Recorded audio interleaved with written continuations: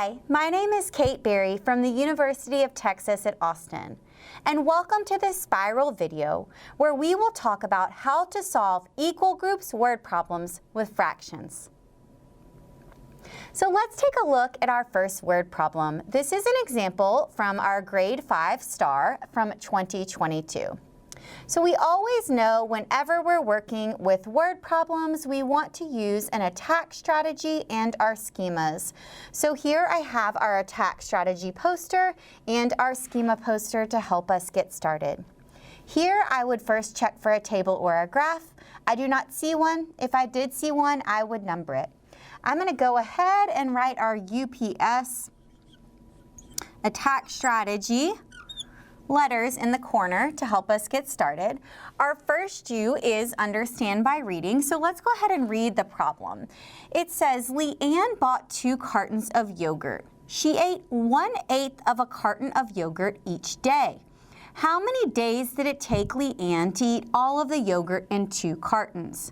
So here I've read the problem. I'm also going to underline my label or what the question is asking me. So I'm going to look at my question sentence. It says, how many days did it take Leanne to eat all of the cartons of yogurt? Here, they're asking us about days. So I'm going to go ahead and underline days so I know what I'm talking about. I'm also going to take this opportunity to check for irrelevant information.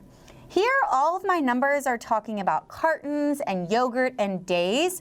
So I know that all of my numbers are related to days or cartons of yogurt, and so I don't have any irrelevant information. So I'm going to check off that U because I've understood by reading, I've underlined my label, and I've checked for irrelevant information. Now I'm going to move to my P, and my P stands for plan. And I'm going to plan by either using a graphic organizer or an equation. So let's read our problem again. It says Leanne bought 2 cartons of yogurt. She ate 1/8 of a carton of yogurt each day. How many days did it take Leanne to eat all of the yogurt in 2 cartons?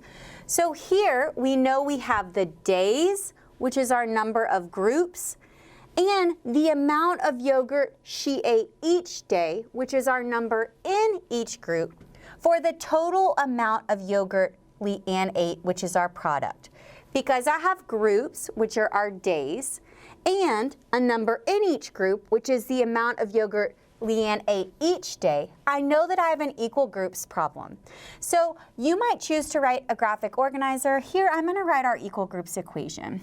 So our equal groups equation is GR times N equals P.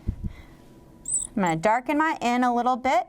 Here this stands for the groups times the number in each group equals our product. So here we know that our groups are the number of days, but we don't know how many days it took Leanne to eat all of our yogurt. So we're going to put a question mark right here. If we don't know, we could also put a blank. I like to put a question mark. Here the N is the number in each group.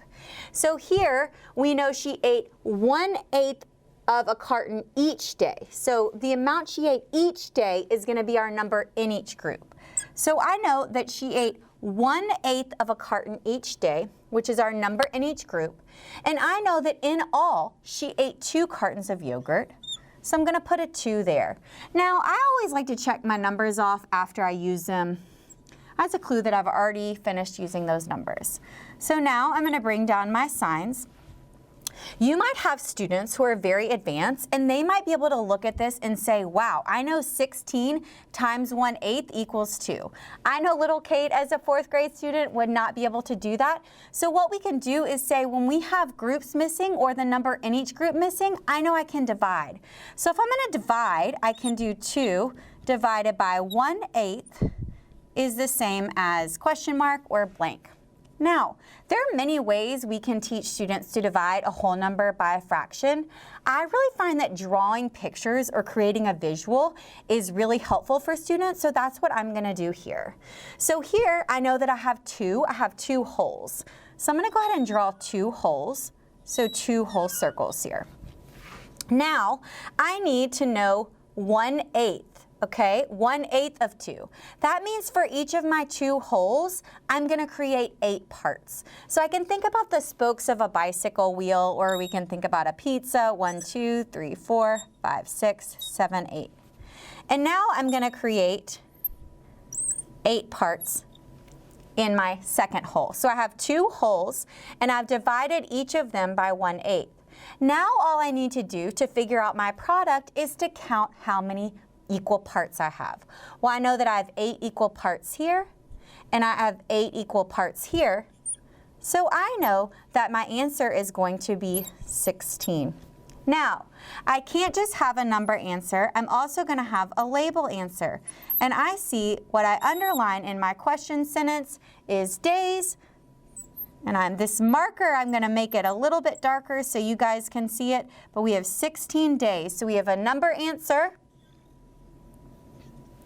and a label answer. So I have planned and I have solved. The last thing I need to do is check my work. So see here, if I want to review my steps, I had 2 holes, and I divided each of those holes into 8 equal parts. So I have 8 equal parts in this first hole, 8 equal parts in this second hole, which is going to give me a total of 16. So I've checked my answer, and I've solved this problem. So now let's take a look at another example of an equal groups word problem that involves fractions. This is an example from the Grade 5 2021 STAR. So again, anytime I'm working with a word problem, I'm going to write my attack strategy or have my poster handy, and I'm also going to have my equal group schema poster handy as well. So the first thing we always want to do is check for a table or a graph. I do not see one. If I did, I would number it. But what I'm going to do is write my attack strategy on the side of my paper so I know which steps to follow. So our U stands for understand by reading. I'm also going to underline the label and check for any irrelevant information. So let's go ahead and understand by reading. It says, Angelina used 1/3 of a bag of soil to fill 3 flower pots. She filled each flower pot with the same amount of soil. How much soil did Angelina use to fill each flower pot? So here I am going to underline my label. It's asking me about soil, so I'm going to underline soil right there. But here we're measuring soil in bags, okay? So we can put bags in parentheses, kind of like if you had the label money, you wouldn't write 5 money, you would write $5. So here we're thinking about the bags of soil. And I'm also going to check for relevant information. All of my numbers are related to bags of soil, flower pots, soil. If I had something about dragons or yogurt, it would not be relevant to this problem. I would cross it out. But here, all of my numbers are about or related to my label. So I don't have any irrelevant information. I can move to my second step of planning. So here, I need to figure out what schema I'm talking about. So I know that I used 1/3 of a bag of soil. That's my total. That's the amount of soil that I used. And I used it to fill 3 flower pots. So I have a bag of soil, and I'm using it to fill 3 flower pots. And I'm putting the same amount of soil in each flower pot. I don't know how much soil is in each flower pot, but I know that we have groups with an equal number in each group. My groups are the 3 flower pots. My number in each group is the amount of soil in each flower pot, and my product is the total, or the 1/3 bag of soil that I used for everything. So I know because I have groups with an equal number in each group that I'm going to have an equal groups equation. So I'm going to write GR times N equals P, and now I've planned. Now what I'm going to do is plug in my numbers. So here, my product is my total. I know that I used 1/3 of a bag of soil. That's what I used for this entire process. That's my total. So I'm going to put 1/3 under my P for product. Now my groups, it says I'm filling 3 flower pots. So my number of groups are the 3 flower pots.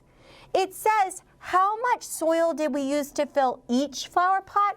If it's asking me about each, that means that I don't know the number in each group. So I'm going to put a question mark. You can put a blank or an F for flower pot. And I'm going to bring down my signs. Now, some of your advanced learners may be able to look at this and say, wow, I know that 3 times 1/9 is going to give me 1/3. A lot of our students might not be able to do that mental math, and that's okay. What they can then do is divide.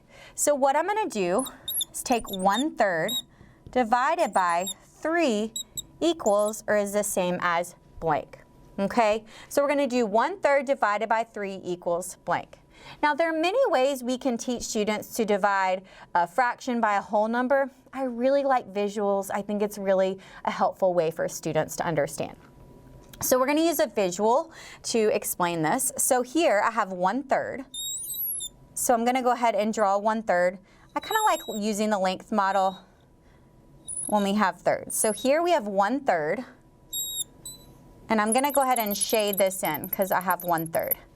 Now I want to divide this 1/3 into 3 equal parts. So I'm going to try to use a different color so you guys can see. 1 equal part, 2 equal parts, 3 equal parts. But here I'm still focusing on this 1/3. And I'm actually just focusing on the value right here. And if I look at the value here of this 1/3, and I see that this is 1, but my new denominator is not out of 3 because I've made 3 equal parts. It's out of, we can count, 1, 2, 3, 4, 5, 6, 7, 8, 9. So the value of this right here is going to be 1/9.